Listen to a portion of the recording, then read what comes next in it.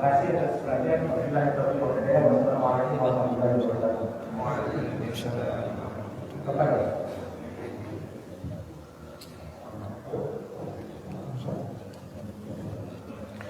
Bismillahirrahmanirrahim. Assalamualaikum warahmatullahi wabarakatuh.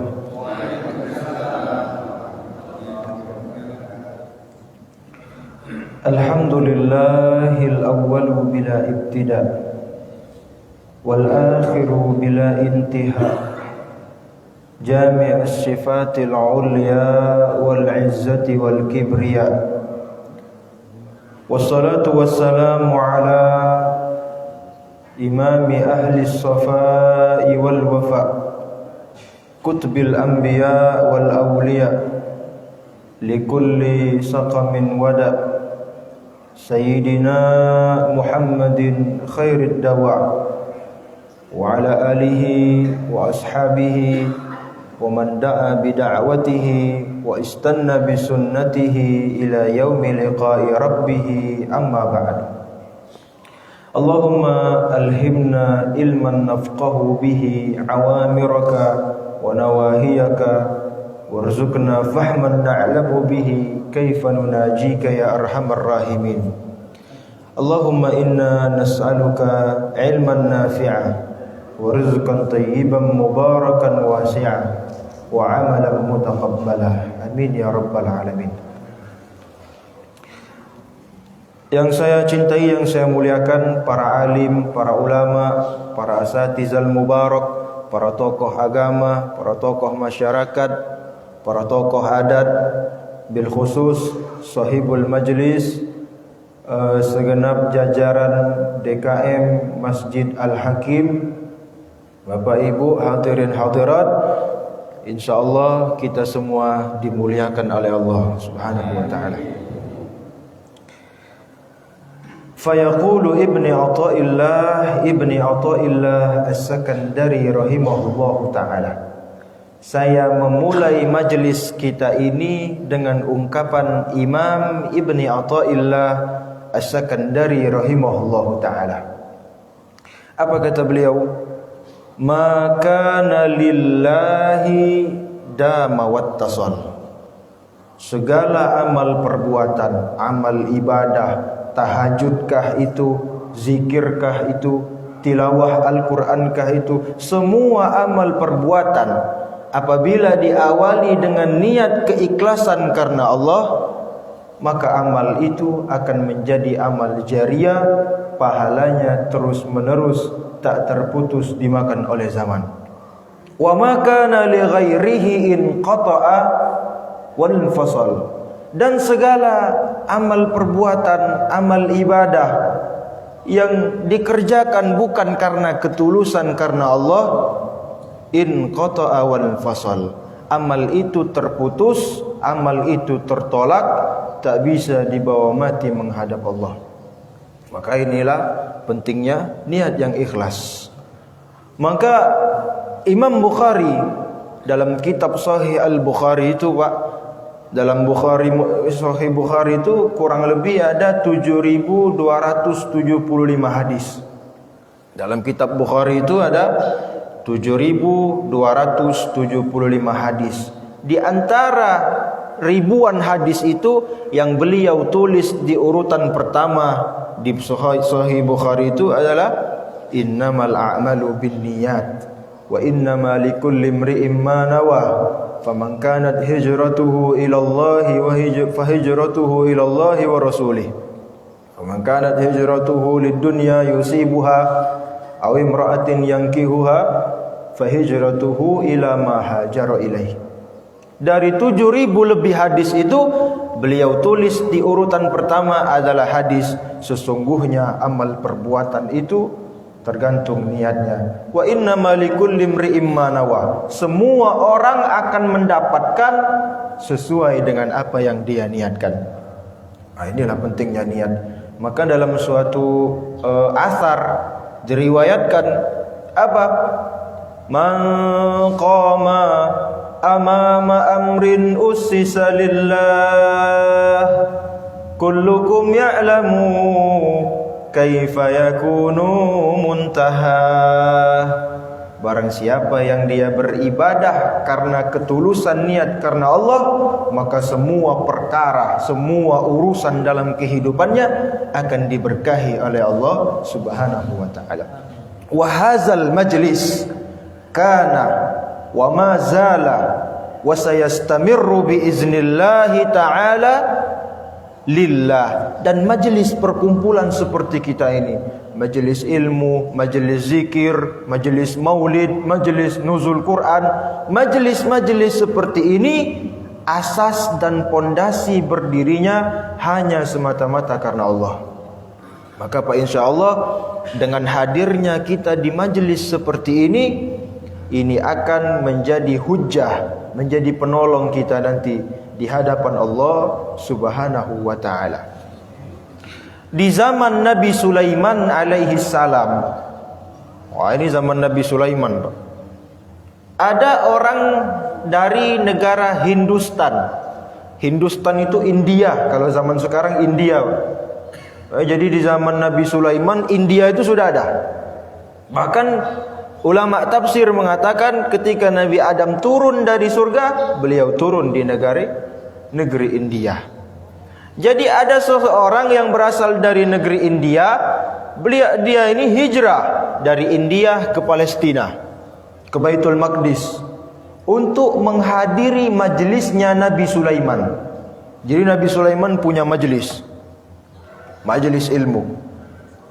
Walhasil orang India tadi duduk di depan, paling berhadapan dengan Nabi Sulaiman. Nabi Sulaiman menjelaskan perintah Allah, menjelaskan larangan Allah. Nabi Sulaiman mengajarkan bagaimana cara memuji Allah. Tiba-tiba Nabi Sulaiman melihat ada orang di barisan paling belakang, mondar-mandir ke kiri, ke kanan, keluar, ke dalam, duduk, berdiri. Maka Nabi Sulaiman menegur, "Wahai saudara, apakah susahnya jika saudara duduk dan mendengarkan ilmu yang kusampaikan?"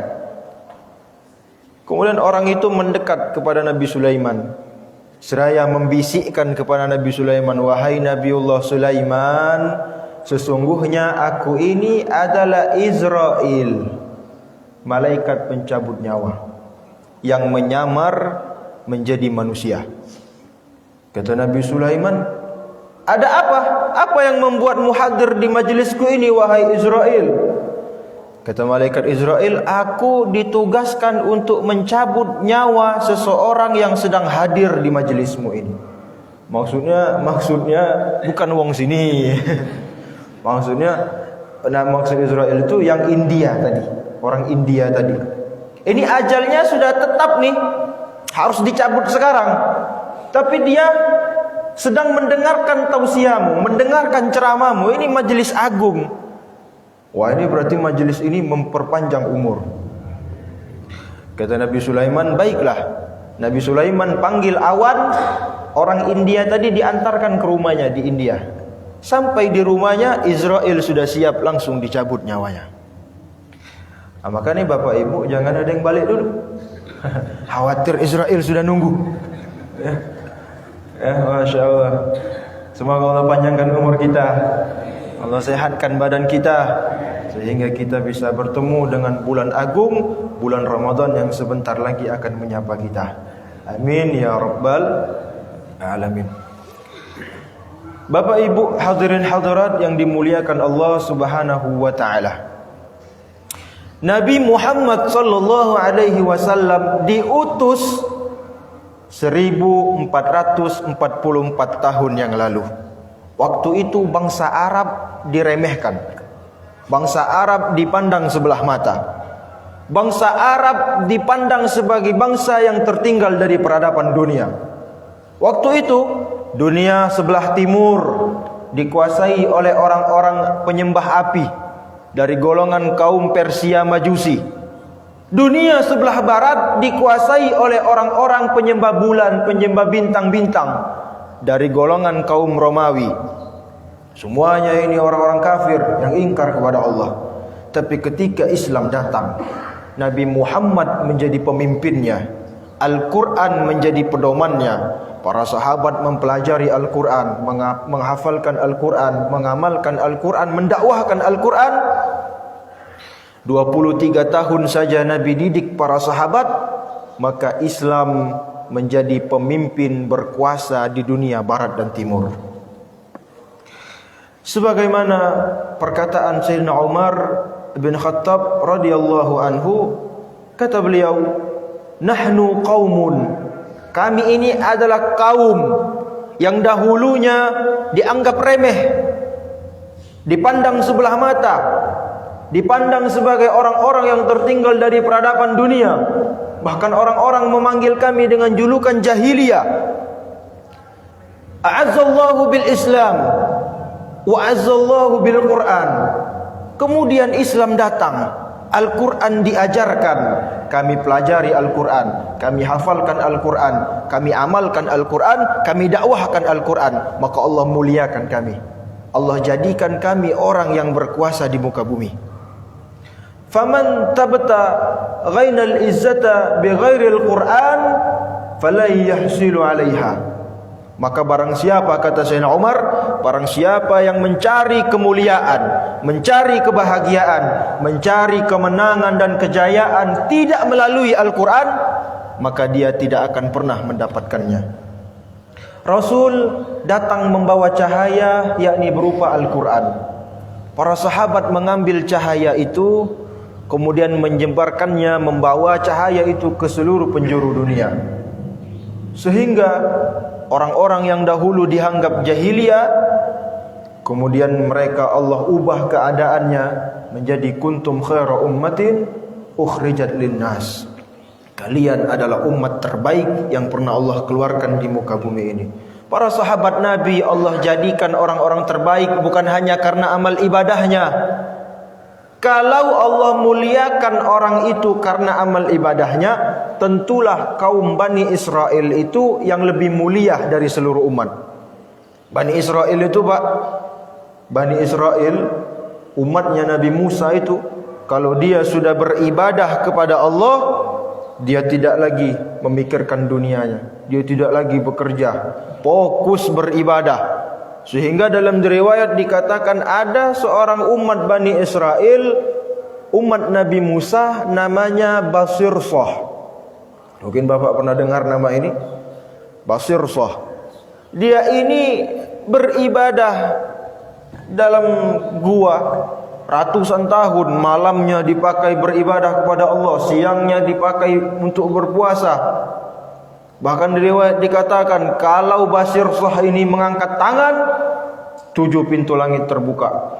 Bahkan arasnya Allah bergetar karena doanya Basirsah ini. Tapi Allah tidak jadikan Bani Israel umat terbaik.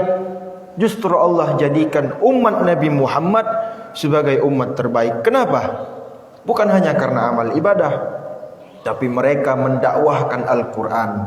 Mereka menyebarkan Al-Quran. Qul ta'muruna bil ma'ruf wa tanhauna 'anil munkar. Mereka mengajak kepada kebaikan dan mereka mencegah daripada kemungkaran. Hadirin hadirat yang dimuliakan Allah Subhanahu wa taala. Dari sejarah yang telah kita ketahui bersama, kehidupan Nabi sallallahu alaihi wasallam bersama para sahabatnya tidak lain tidak bukan adalah cerminan daripada isi Al-Quran. Kita lihat para sahabat, kehidupannya sederhana, zuhud terhadap dunia. Apa yang membuat mereka mendapatkan kemuliaan seperti ini?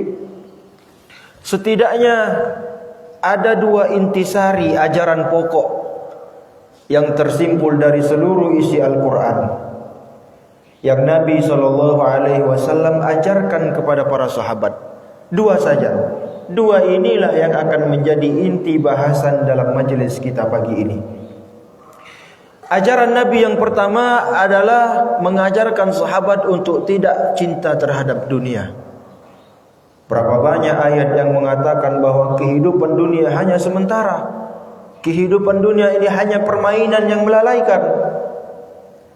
I'lamu annamal hayatud dunya la'ibun wa lahwun wa zinatun wa tafahurum bainakum wa takasurun fil amwali wal aulad. Kata Allah, ketahuilah sesungguhnya kehidupan dunia itu laibun, hanya permainan.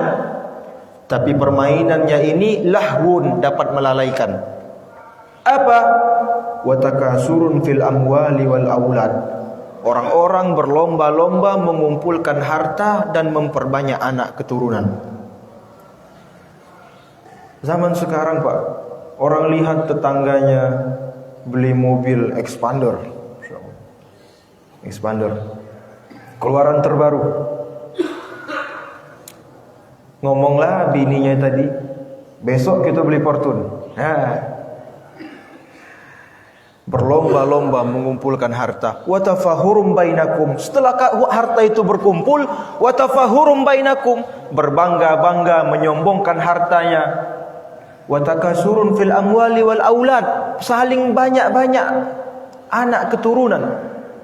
Lihat tetangga boleh anak, muji bininya, taunya Pak besok kita buat. Masya Allah, jakinya Bayu. Itulah kendak. Wa takasurun fil amwali wal aulad, kemudian berbangga-bangga dengan harta yang dimilikinya. Tapi di akhir ayat Allah ingatkan apa? Ingat di akhirat nanti akan ada azab yang sangat pedih. Sahabat paham ayat ini. Inilah yang menyebabkan para sahabat tidak berebut berlomba-lomba mengambil pangkat jabatan. Inilah yang membuat sahabat tidak berebut berlomba-lomba mengumpulkan harta kekayaan. Kita lihat kerusakan yang terjadi di zaman sekarang, Pak. Orang-orang berlomba-lomba mengumpulkan harta kekayaan. Jalan halal, jalan haram pun dihantam. Kenapa? Karena cinta terhadap dunia. Makanya Al-Imam Abdullah bin Alwi Al-Haddad dalam qasidahnya beliau mengatakan apa? Wa hubbi dunya zamimah min kulli khairin akimah. Cinta terhadap dunia itu adalah suatu kemandulan dari segala kebaikan. Artinya jauh dari kebaikan. Fihal balaya mukimah. Terhadap cinta dunia itu akan datang bala musibah yang akan senantiasa. Karena mereka memiliki dunia, tapi mereka tidak memiliki Allah. Tidak ada ketakwaan di dalam hidupnya. Maka ulama kita itu merumuskan takwa itu sederhana saja, Pak. Apa? Takwa itu Allah yaraka maulaka haisun haq wa alla yafghiduka haisu amarak. Takwa itu sekiranya Allah tidak melihat engkau melakukan maksiat kepada Allah, dan sekiranya Allah tidak pernah melihat engkau melakukan apa-apa yang diperintahkan oleh Allah. At-taqwa ilahil alamin fa innaha izzun wa hirsun fid dunya wal marja'i fiha ghina taraini fastamsik biha falzam tanal ma'a tashtahihi wa tadda'i. Takwa akan membawa kita kepada ketenangan, takwa akan membawa kita kepada kemenangan, takwa akan membawa kita kepada kebahagiaan di atas segala kebahagiaan. Faman dayya'at taqwa wala a'mala amroha taghashadhu fil 'uqbah fununun nadamah. Maka siapa yang mengabaikan perintah takwa dan tidak pernah melakukan apa-apa yang diperintahkan olehnya, akan ditimpakan kepadanya kesusahan dan kesengsaraan sebagai ujian. Untuk apa Allah uji hambanya? Supaya hambanya kembali mengingat Allah dan takut karena dengan azabnya Allah subhanahu wa ta'ala. Nabi mengajarkan sahabat untuk tidak cinta kepada dunia. Maka para sahabat itu meletakkan dunia di tangannya, tidak di hatinya. Kosong hatinya daripada dunia, di tangannya penuh dengan dunia. Hari ini orang terbalik, Pak. Di hatinya penuh keinginan terhadap dunia, pengen ini, pengen ini. Di tangannya tidak ada dunia. Kebalikan dari para sahabat dulu. Ini adalah musibah. Kedua, Nabi mengajarkan para sahabat untuk tidak takut mati dan selalu mengingat-ingatnya. Sebagaimana firman Allah, "Ainama takunu yudrikumul mautu walau kuntum fi burujim musyayyadah."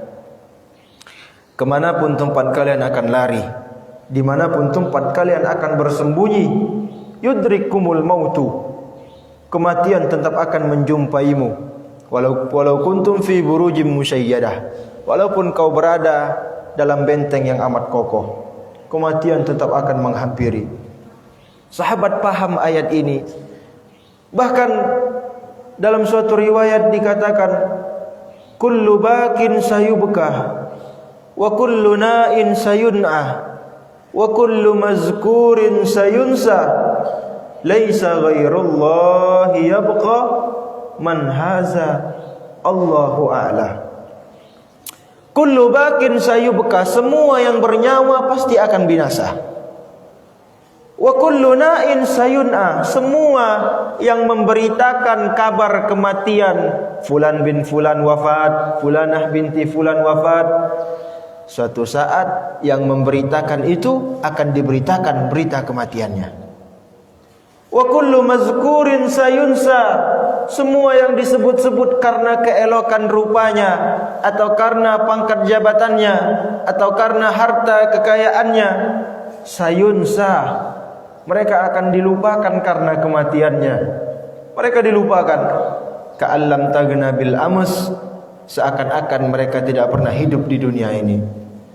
Laisa ghairullah yabqa man haza Allahu a'la. Selain Allah tidak ada yang kekal. Para sahabat paham ayat ini, maka para sahabat senantiasa mengingat-ingat kematian. Para sahabat senantiasa mempersiapkan kematian untuk bekal menghadap Allah Subhanahu wa taala. Bapak Ibu hadirin hadirat yang dimuliakan Allah Subhanahu wa taala. Sebagai pertengahan daripada sekarang, kita sudah berada pada tanggal 19 Sa'ban. Artinya kurang lebih 11 hari lagi kita akan berjumpa dengan Ramadan, bulan diturunkannya Al-Quran. Maka sekarang inilah waktunya untuk kita benar-benar mendekatkan diri kepada Allah, mendekatkan diri kepada Al-Quran, karena Al-Quran inilah yang akan menjadi syafaat kita kelak di yaumil qiyamah. Sebuah kisah nyata, Pak. Waktu kami menghafal Quran, kami dulu menghafal Quran di salah satu pesantren yang ada di Jawa. Setelah selesai saya menghafal, ada program pengabdian. Waktu itu ada salah seorang santri yang berasal dari Sukabumi, seorang pemuda. Amal ibadahnya luar biasa, tilawah Al-Qur'annya sangat hebat. Siang malam dia habiskan untuk tilawah Al-Qur'an, siang malam dia habiskan untuk murojaah hafalannya, sehingga waktu berlalu hafalannya selesai 30 juz. Kemudian si Abdullah ini minta izin, Ustaz,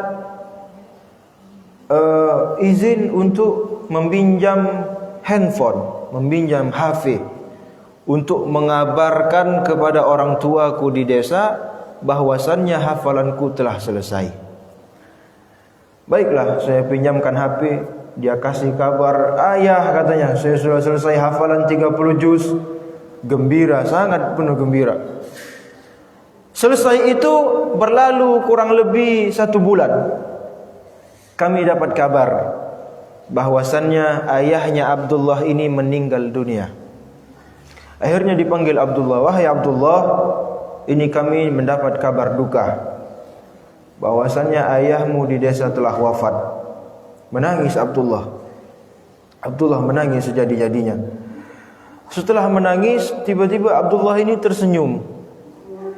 Kami heran, wahai Abdullah, tadi engkau menangis, sekarang kau tersenyum, kenapa? Wahai Ustaz, waktu ayahku mengantarkan aku ke pesantren ini, ayahku berpesan, wahai Abdullah, belajarlah kau di pesantren ini, hafalkan Al-Quran.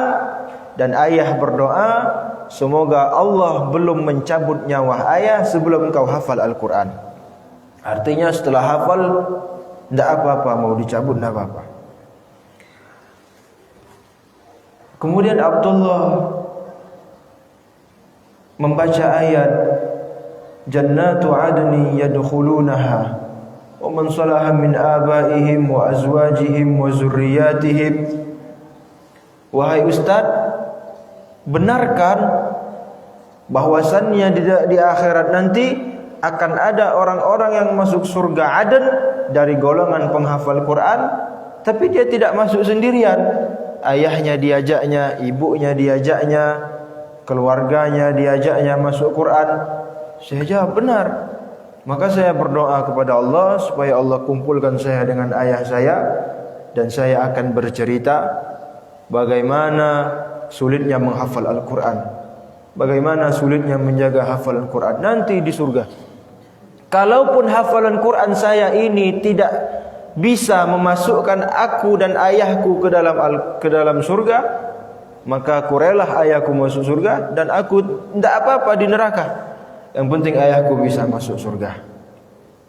Bapak Ibu yang dimuliakan Allah, beginilah orang-orang atau anak-anak yang di dalam hatinya tertanam Al-Quran, di dalam kepalanya tertanam Al-Quran. Sehingga berapa banyak orang-orang yang hidupnya sederhana, pekerjaannya biasa-biasa saja, tapi diam-diam mereka sedang mempersiapkan sebaik-baik perbekalan mati menghadap Allah. Apa? Diantarkannya anaknya ke pesantren, dididiknya dengan Al-Quran, dididiknya untuk supaya hafal Quran, faham Al-Quran, mengamalkan Al-Quran, sampai akhirnya dia mendakwahkan Al-Quran. Inilah investasi terbesar kita untuk mati menghadap Allah Subhanahu wa ta'ala. Maka dalam suatu hadis dikatakan, man ta'allama Al-Quran fastazharahu wa hafizahu adkhalahu Allahul jannata wa syafa'ahu fi asratin min ahli baitihi kulluhum qad wajabat lahumun nar. Barang siapa yang mempelajari Al-Quran, kemudian berusaha menghafalkannya, kemudian dia hafal, maka Allah akan memasukkan dia ke dalam surga dan diterima syafaat untuk 10 orang keluarganya. Bapaknya diajak masuk surga, ibunya diajak masuk surga, kakek neneknya diajak masuk surga, anak keturunannya diajak masuk surga. Kulluhum qad wajabat lahumun nar. Walaupun 10 orang keluarga ini sudah tetap masuk neraka, bisa ditarik oleh Allah, ditarik oleh syafaat Al-Quran untuk masuk ke dalam surganya Allah. Hadirin hadirat yang dimuliakan Allah Subhanahu wa ta'ala, hari ini kita sudah berada di penghujung Sya'ban. Jika di bulan Rajab dulu Nabi SAW perintahkan kita untuk memperbanyak istighfar dengan sabda beliau, apa kata beliau? Aksiru minal istighfar fi sahri Rajab. Perbanyaklah istighfar di bulan Rajab. Maka di bulan Sya'ban ini adalah waktunya kita untuk mendapatkan ampunan Allah. Bulan Sya'ban ini adalah waktunya kita untuk menerima ampunan dari Allah Subhanahu wa ta'ala. Dalam hadis lain dikatakan, yattali Allahu ila jami'i khalqihi lailatul nisfi min Sya'ban fayaghfiru li jami'i khalqihi illa lil musyrikin aw musyahin. Di bulan Sya'ban ini Allah mengampuni semua makhluknya kecuali 2 golongan. Kecuali 2 golongan. Siapa 2 golongan ini? Yang pertama adalah orang-orang musyrik, dan yang kedua adalah orang-orang musyahin. Orang musyahin ini adalah orang yang menyimpan dendam kepada saudaranya, orang yang menyimpan dendam kepada tetangganya, orang yang menyimpan, bahkan menyimpan dendam kepada saudara keluarganya, semahram. 2 golongan ini tidak akan mendapat pengampunan Allah selama di bulan Sya'ban. Maka di penghujung Sya'ban ini kita benar-benar memanfaatkan diri untuk mempersiapkan diri dalam menyambut bulan Ramadan, karena dikatakan idza su'udat barakat fi Rajab su'udat barakatu fi Sya'ban, wa idza su'udat barakatu fi Sya'ban tammat su'udat barakatu fi Ramadan. Apabila kita mendapatkan keberkahan di bulan Rajab, maka kita akan mendapatkan keberkahan di bulan Sya'ban. Kalau kita dapat keberkahan di bulan Sya'ban, kita akan mendapatkan keberkahan di bulan Ramadan. Sungguh celaka yang sangat besar, sungguh kerugian yang sangat besar ketika datang musim hujan, di saat semua sawah orang basah, subur, cuma sawahnya saja yang kekeringan. Di saat pengampunan Allah diberikan kepada semua makhluknya, cuma dia yang tidak mendapat pengampunan, hanya karena dendam yang disimpan di dalam hatinya. Tidak ada gunanya. Maka di ujung-ujung bulan Sya'ban ini kita belajar memaafkan, belajar mengikhlaskan, belajar sabar dengan semua keburukan-keburukan yang telah ditimpakan kepada kita. Hadirin hadirat yang dimuliakan Allah Subhanahu wa taala,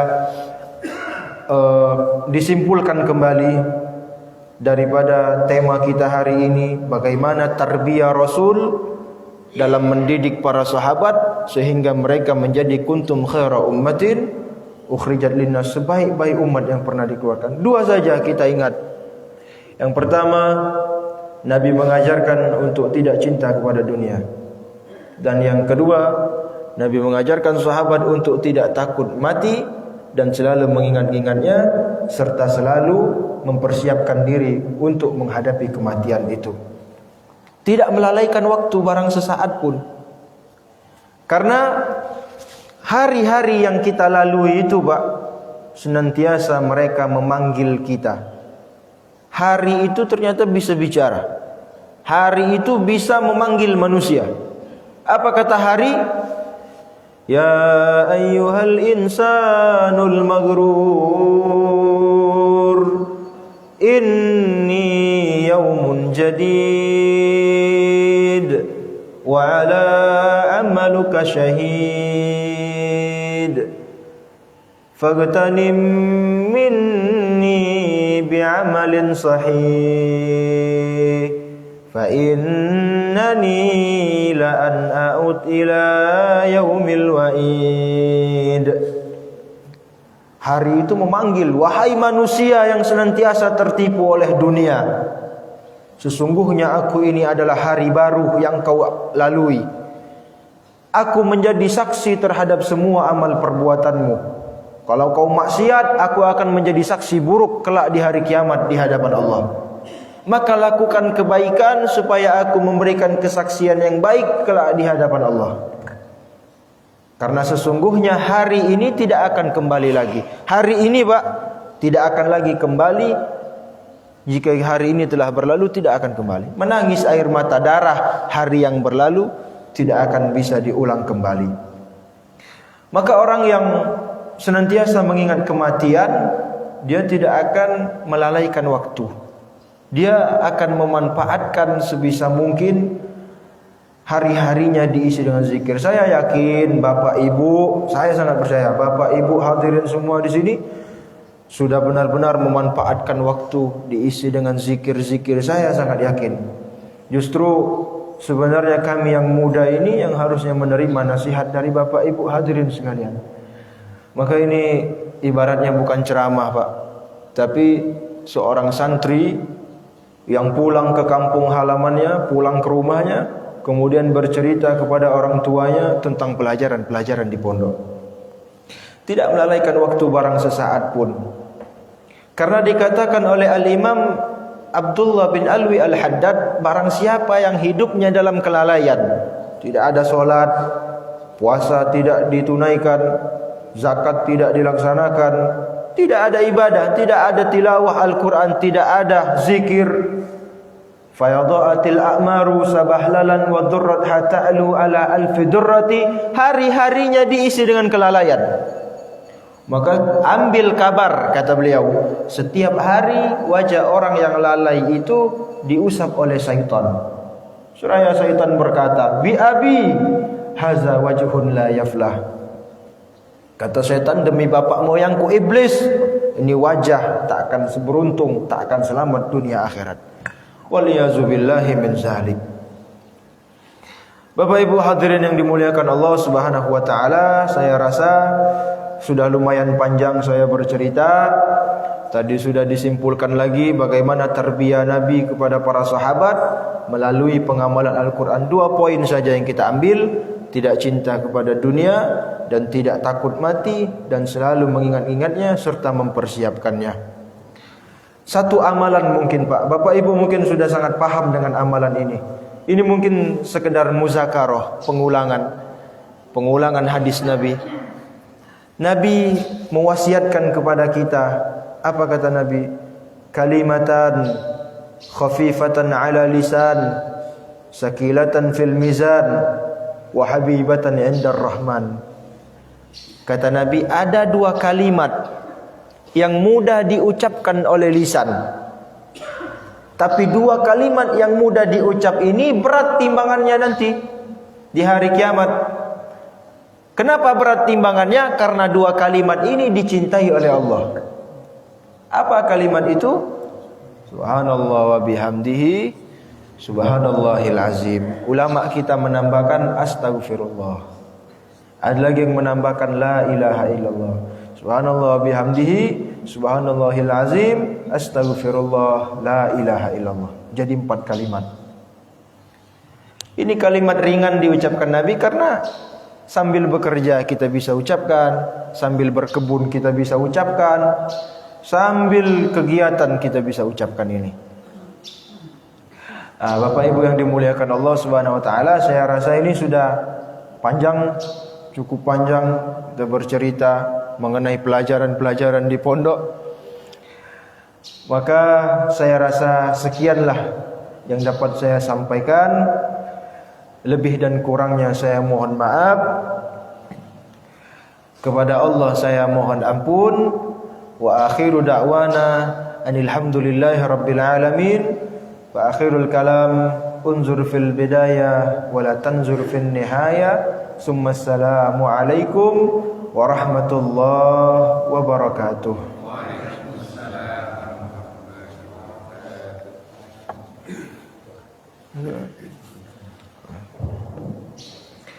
Apa yang dimuliakan Allah, marilah sama-sama kita mengangkat tangan kita untuk berdoa kepada Allah.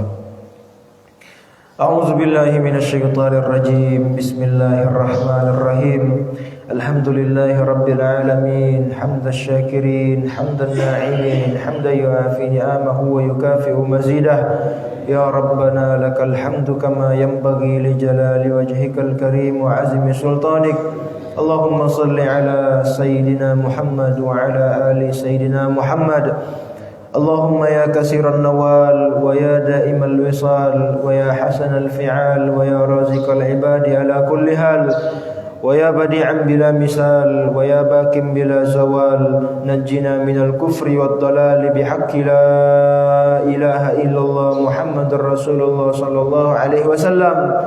Allahumma ja'al akhir kalamina min qawli la ilaha illallah Muhammadur Rasulullah sallallahu alaihi wasallam.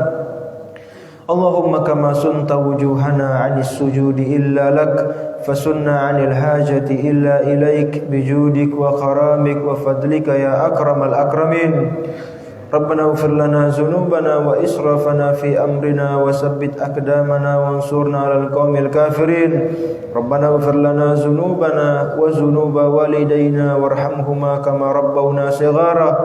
Wa li jami'il muslimina wal muslimat wal mu'minina wal mu'minat al ahya'i minhum wal amwat innaka ala kulli syai'in qadir.